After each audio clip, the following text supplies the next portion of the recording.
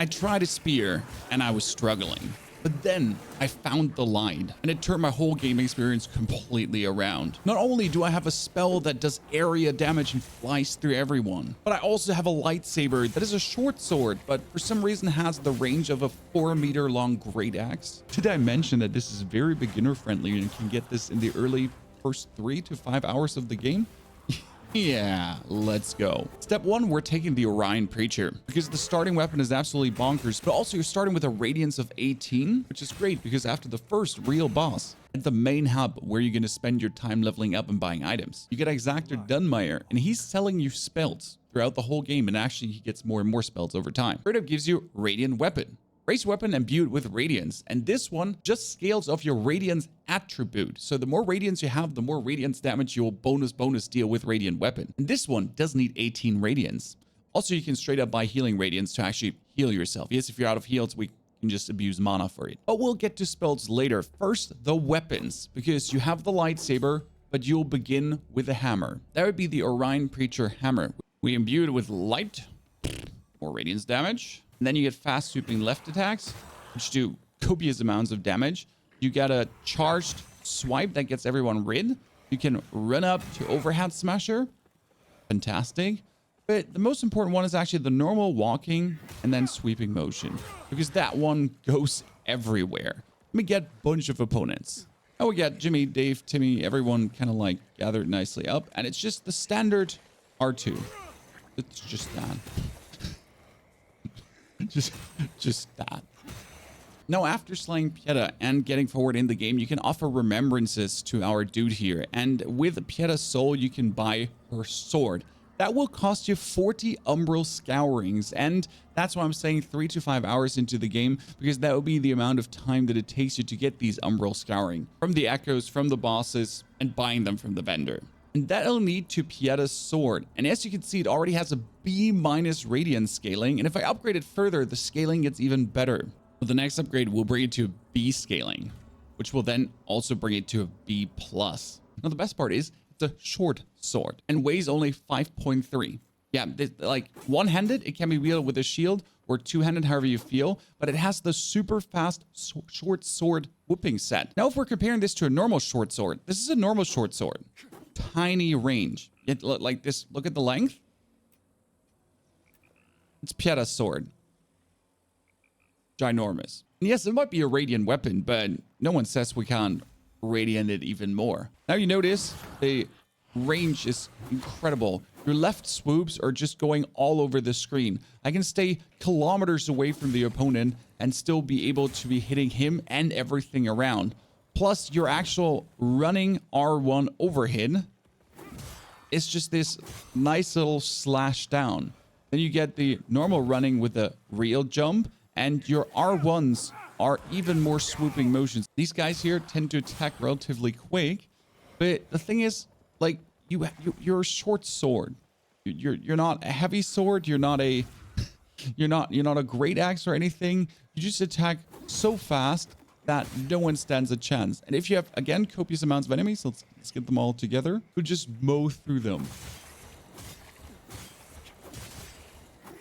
No one ever has a chance to even retaliate on you. Now, if you want to use it with a shield, by all means do so. You still get the absolute swooping attacks, the incredible damage, everything going on, plus the chance to block now.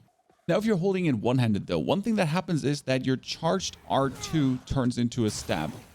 Now, the sword is super easy to get, and new armor can be bought at Stowman in the very beginning, so you could get yourself the Hollow Knight armor to be a wee bit more tanky. No worries, I get an amazing armor set location for you as well. But what about the spells now? You start with Radiant Flare, but we get the upgrade Piercing Light, which is vastly better because it's an area of effect damage that goes through things and damages everything on its way, making it finally able to destroy everything in the Umbral realm, especially those stupid butterfly thingies, then just pierce through everything.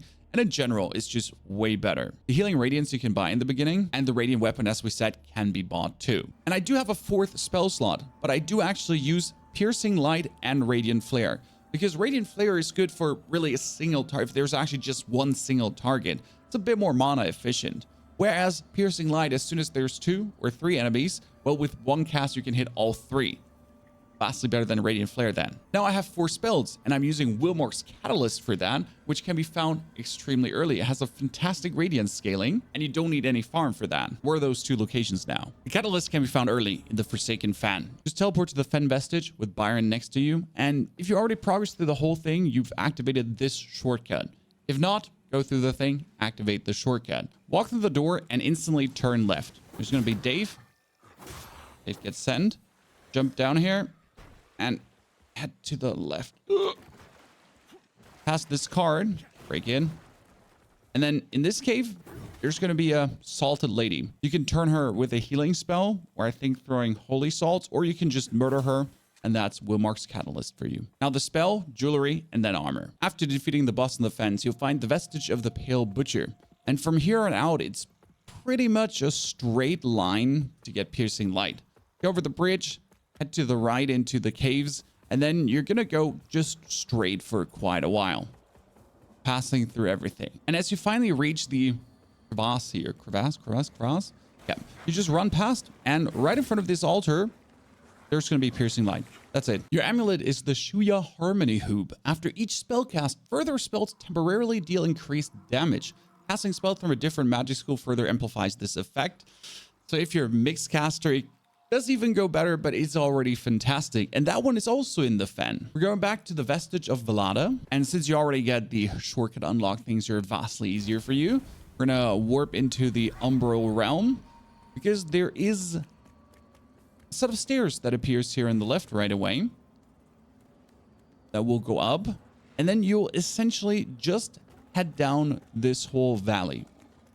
Stick to the left. Cross over the bridge without getting murdered. Go to the left past all these weirdos. And then your goal is to head into this cave.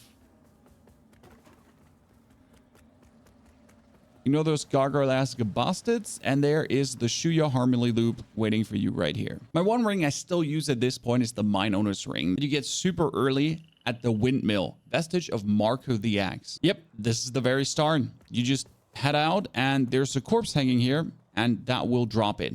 If you miss this item, you're blind. Second one is a wee bit later. Ring of Nourishment. Regain health up in killing an enemy, which kind of allows you to just keep killing, keep going on, especially if there's multiple and you get a single hit and then you murder them all. It just allows you to keep farming. The Ring of Nourishment, you start at the Lower Kelrith Alehouse, the vestige of Lydia the Numb Witch. From here on out, head straight down and into the actual Lower Kelrith Alehouse area. Don't get blasted by the explosions. And then we're just going past everything. The good thing, there's going to be the shooty snakes. Very simple. Ow. Pass through this. Ignore every opponent at this point. Like you can fight here for some decent soul gain, but we're just to progress at this point. You'll be having to head up the stairs onto the roofs. And there's a couple of Umbra flower bats that you can take. Go onto the burning roofs. Roll down. Past the very scary witch that it's kind of annoying to beat. Onto the top. Past everything again. As you notice, there's a lot of opponents and everything here. Up the ladder.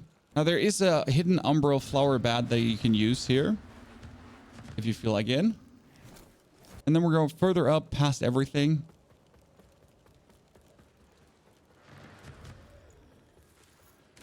You can't essentially miss it because you just gotta run up here.